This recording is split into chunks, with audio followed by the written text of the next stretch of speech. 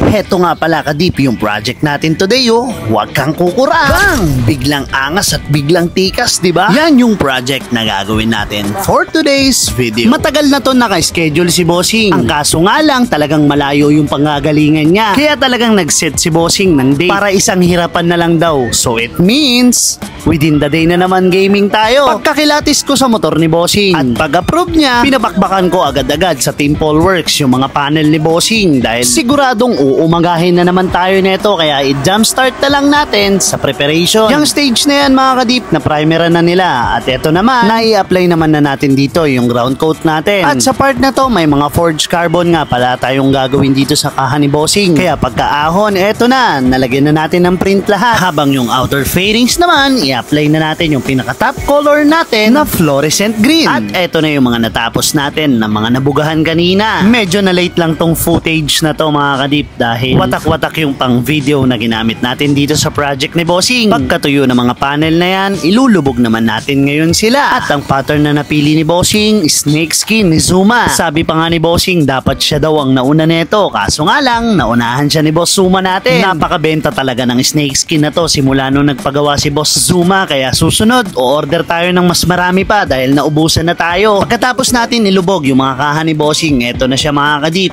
Ready na to hugasan. Tapos top coatan. Pero syempre unahin muna natin paghuhugas. Video ko pa rin yung ibang process natin, although nagmamadali na tayo para makita nyo na hindi ito shortcut project or minadali. After finishing mga kadip, hihintayin lang natin tong mag-flash up ng maayos para maikabit at ma-fit natin ang tama. Kaya nang ma-meet na nila Boss Rodel yung oras na yon, hindi na sila nagpatumpik-tumpik pa, kinabit na nila ni Boss MJ. Pinagtulong-tulungan nila Boss Roland. Mas mapapabilis kasi natin yung trabaho kapag mas marami at mas nagtutulungan tayo. Kaya after nyan mga kadip, interviewin na natin si Bossing para ma-flex na rin natin itong unit niya. Si Bossing natin, pangalan ni Boss?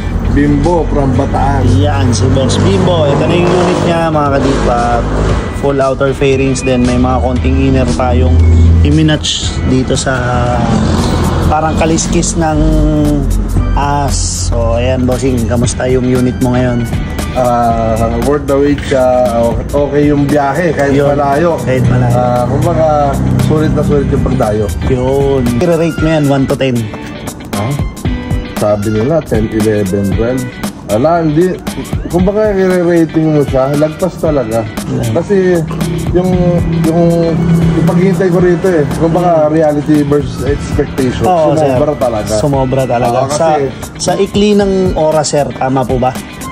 Sa ikli ng oras is para sa akin, worth it po ba yung itsura ng unit nyo? Para sa akin, oo. Worth it talaga. Kasi yung pinagpaguran nyo, yung tagal nung ginugol, in-effort nyo sa paggagawa na to, sulit naman. Sulit lalo naman, na pag bumaya ko, maraming bali talaga ng liig yan sir. Yan, no? Boss, baka may gusto i-shoutout. Shoutout nga pala sa misis ko, kay Rachel. Sa fur baby ko, kay Daisy. Shoutout sa mga brad and sis sa buong Manila, sa buong Bataan. Shoutout sa mga tropa sa Mia Nation. Diba? Boss, maraming salamat. Ingat po. Thank you. Siyempre, mga Team Polworks natin. Yan, sa crew natin. Boss Rodel sa nagbuo at kay Boss MJ sa nagprep. Boss Roland, wala dito. Antok na Boss, bye. Bye, boss. Antok, ride safe, mga boss.